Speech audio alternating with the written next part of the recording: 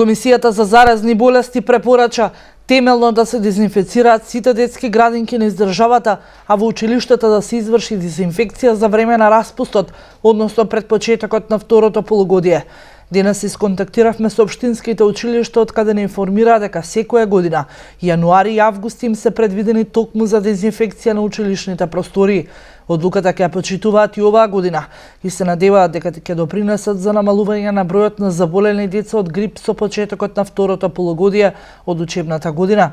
Во сите детски градинки да се врши редовна дезинфекција еднаш на секои 2 недели во период на сезона на грип, како и континуирано да се одржува зголемено ниво на хигиена и почесто проветрување, да се ограничат посетите на пациентите во болниците со цел да